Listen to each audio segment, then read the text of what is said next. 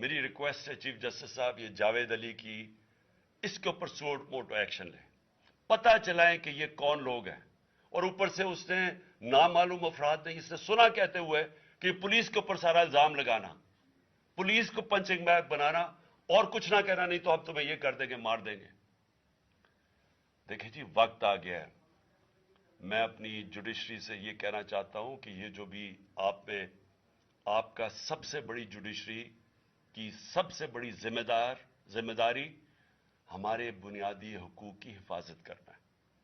یہاں جس طرح یہ رجیم چینج کے بعد جس طرح بنیادی حقوق ختم کیے گئے ہیں، لوگوں کو لاوارث چھوڑ دیا ہے، سمجھ نہیں ہے لوگ جائیں کدھر انصاف کے لیے۔